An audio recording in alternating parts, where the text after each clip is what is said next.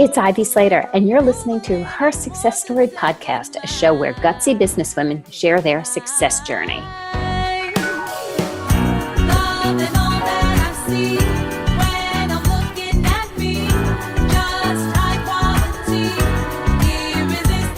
Hi, this is Ivy Slater. Welcome to today's episode of Her Success Story. I am so excited this time of year. It's our nonprofit series. Of those of you who are just joining in, you're in for a treat. This is my favorite time of year. I love the holidays, and I love doing our nonprofit series where we highlight various nonprofits, and we could see as human beings of how we can show up, give. The holidays are about giving and receiving. And to me, great ways to give is to think forward to nonprofits. It's not always about giving money. It's about giving of yourself, giving of your time, giving of your heart. Today, I have a great guest, of course. Clarissa Soto Josephs is the Executive Director of an organization called Pentacle, which is kind of near and dear to my heart. For those of you who've been following me, I'm going to give you a little bit of Clarissa's background, and you're going to see like, oh, this sounds a little like Ivy, like 20, 30, 40 years ago. She has a dual degree in dance performance and entrepreneurship. Go figure. I have a degree in dance and communications, ended up being an entrepreneur. She also has an MBA. She has been named for the rising star of 40 under 40 in the Hispanic Coalition. She's a mover. She's a shaker. She's a woman who makes a difference. She's a working mom that has not stopped her from actually showing up for herself full, 100%. And that's one of the things I respect so much about her. You can read her full bio and get all her accolades in the link below. Clarissa, thank you for joining me here today. Of course. Thank you so much, Ivy, for having me. I'm so excited. So how did you get started, in Pentacle? Like, where did this career choice come for you? Sure. So I was a dancer, as you mentioned, my whole life. I wanted to be a professional dancer one day and possibly have my own dance company and be an artistic director. That was sort of the plan and the trajectory. So when I went to college for undergrad, I was looking at dance schools, but me being a first generation coming from immigrant parents, they were like, okay, great, but you need a backup plan. You need, another major, something else that's going to pay the bills.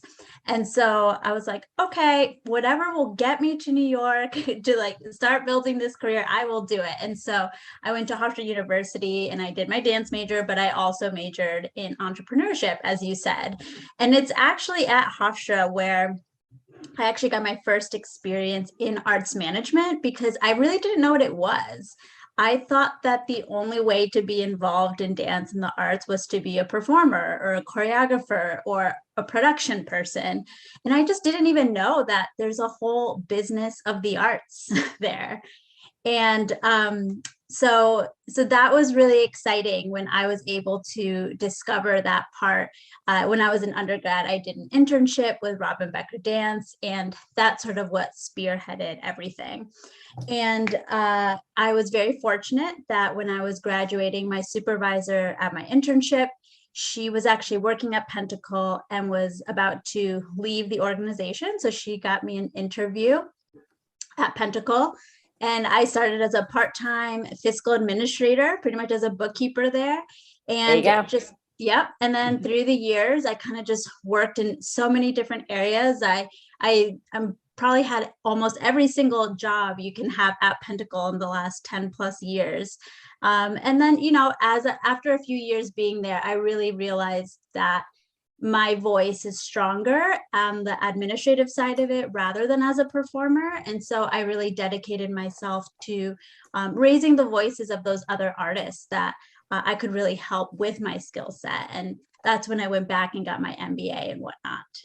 So share a little bit about what Pinnacle is and what, a little bit about the organization, because it's a new organization to me, and I was so excited to be introduced to it.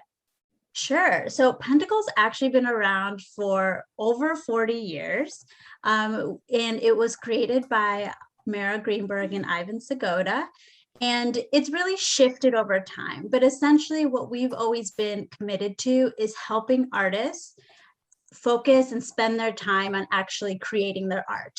And so in order to allow them to do that, they come to Pentacle to help them run any of like the business administration that needs to get done, whether it's booking their engagements or their performances, teaching, whether it's their finances and their bookkeeping and payroll, or maybe it's building their team, right, of interns and administrators.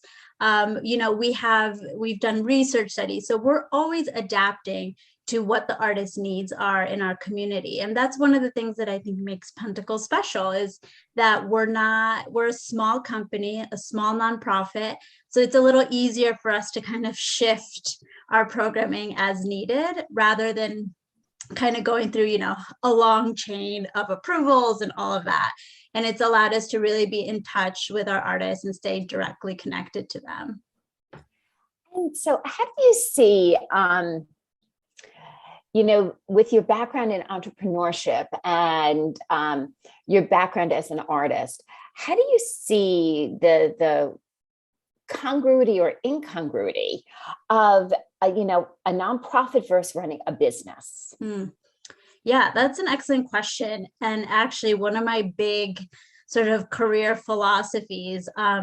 So I'm going to kind of take a step back for context. When I went back to get my MBA, a lot of people ask me, why didn't you get the master's in arts management? Why did you get an MBA instead, which is very for-profit focused, which is true. In my entire graduate program, I think one class talked about it for 15 minutes. You don't really talk about the nonprofit sector when you're getting your MBA.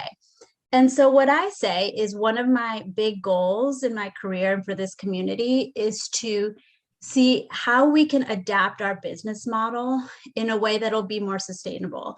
And so I really chose to get my MBA because I wanted to hear more about what are they doing that's making them sustainable? What can we take from the for-profit model, apply it to the nonprofit model in a way that'll allow us to actually, live financially stable lives and not kind of take on this starving artist role anymore. That's something I'm really working to overcome and kind of get that out of people. Is like, no, we deserve, artists and the arts administrators, we deserve to be compensated for what we're doing because we believe there's value to that. And so that's something I'm thinking about constantly all the time. I actually do run a few other small businesses on the, in addition to my work at Pentacle. And so I'm able to really see on a day-to-day the differences there. And, they're varied. I think at the end of the day, what really makes the nonprofit work stand out is that it really is mission-driven first and foremost. When I'm hiring people, they're not there for the paycheck. The paycheck is important, but that is not what's driving them to work every day. That is not what's, giving them that passion and that spark every day. And it's because they really, really believe in the mission. They really want to help the artists. And it makes them care. I'm very fortunate. I have a team of employees that all care so much about what they're doing. As you mentioned, I'm a new mom. And so when I was on maternity leave, I knew they got it. They were handling it. They had everything under control because they're all really passionate about the work. And then in the for-profit side, I just don't always see that, right? Sometimes there's like a little bit of a mix, or you're having to spend a lot of time on incentivizing and all of that. Whereas like in my nonprofit work, I've just always seen so much passion there, which is really nice to go to work to every day. I absolutely. So when we're in the time of year that we do business strategy and planning for next year, et cetera. And, it's common, you reflect back on what is working in the business, you reflect, you vision forward where you're going next, you create your goals and your strategy. When you're running a nonprofit, do you do the same thing, and do your goals keep going bigger? Do they shift? What's the process there? Yeah, that's a great question. So yes, of course, we're definitely always looking at like, what's our vision? What's the 1 year, 3 year, 5 year plan? I think the difference there is we don't have a whole team dedicated to thinking about just that. It's kind of just, in this case now, me as the executive director, in addition to the million things, that I'm doing. So there's a little bit of, I guess it's a little more informal in that way. But I think the key is that we have to remain flexible because we do depend on contributed income. So we might be, when we're making projections on our budgets, we're assuming, okay, we're probably going to make this much, get this much from individuals. We're going to get this much funding from the government, this much funding from foundations, but we really don't know. And, and for a small nonprofit business, with around a $1 million budget size, if we have a funder who gives us $100,000 every year and then 1 year doesn't, that's a pretty big impact, and so, or even if there's two funders that each are giving 50, that really affects the programming. And so we need to be able to sort of expand and kind of, and then come smaller all very quickly if needed. So everything, all the planning and whatnot is done with this ability to just move quickly if needed. So I would say that's the biggest difference I've seen, because it's not just like, okay, let's sell more of a product or let's sell a service more and get the revenue from it, because we're not necessarily profiting, right? So more clients doesn't always mean a bigger bottom line. Because some of our programs are pro bono, some of our programs actually give us a loss, but we believe that it's very mission driven and we depend on funding to compensate for that. So, there's a little bit more factors there in that way. So if you worked on identifying some of the biggest impacts Pentacle is making in the arts right now, what would they look like? Yeah, that's an excellent question. So I always have said that I think that our fiscal services are our hidden gem.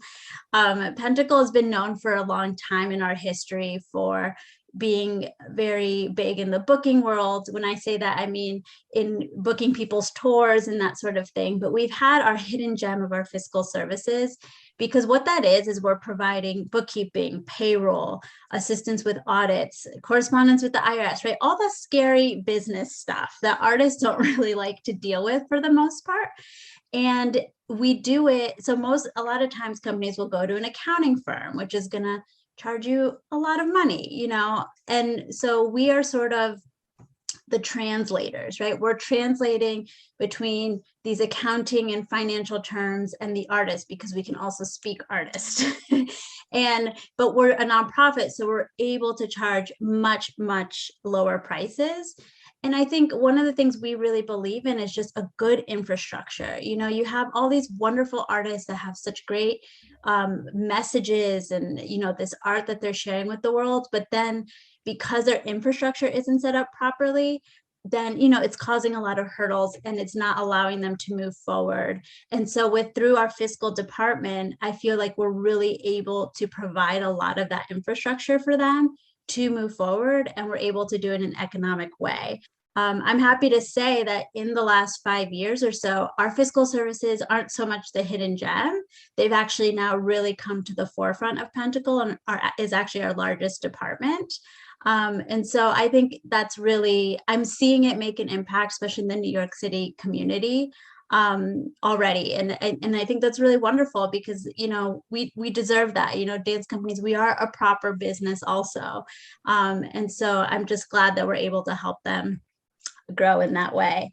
So I will say that. And the other thing I will say is that I feel our education and outreach programs have really come a long way, specifically in career development. So we've trained now hundreds and hundreds of young high school and college students in arts management and given them real life work experience.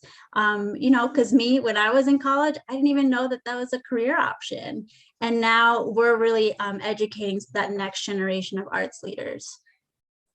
I love that, because I have to tell you, I had no idea art arts management was a Yeah. career option back in the day. And there is so much more to learn and to know.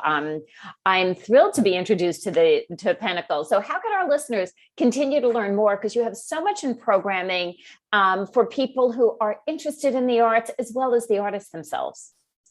Yeah, so the best way to get to know Pentacle is to check us out on our social media. You know, we're pretty big on Instagram and Facebook. Our handle is at Pentacle Dance. You can also go to our website, pentacle.org.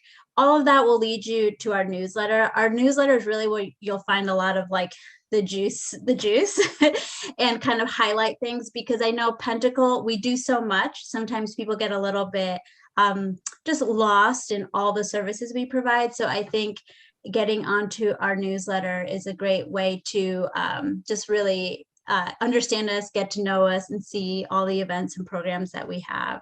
But yeah, there's so much more to say. And so, yeah, I encourage people to follow us to learn more. And, you know, there is so much more to say, listeners. And here's one of the great things. That's what we're doing at Her Success Story right now. During this nonprofit series, we like to highlight various different nonprofits and then give you the opportunity to delve in deep and learn more information. There's great ways to make a difference out there. We all have different interests. It doesn't mean that you have to have a background in dance. If you're an arts person, there's so many organizations. Pentacle is one of our highlights, and I'm thrilled.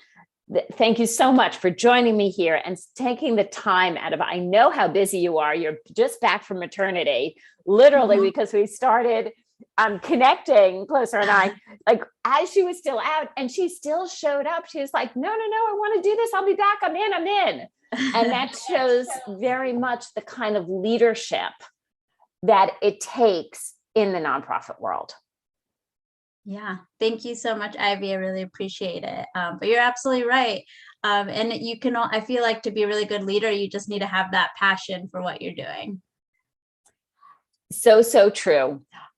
Listeners, remember to hit subscribe. And the most important part of what I say at the end of every Her Success Story interview, take a moment and think about what the biggest impact of this interview was for you. What are you taking away? What was the aha? And make a note of it below and say, what are you going to do about it? What is your action going to be? Thank you for joining us. Stay tuned next week as we continue with more interviews on Her Success Story, and check out the LinkedIn Lives on Slater Success Lives. And we're going to be highlighting other great nonprofit leaders.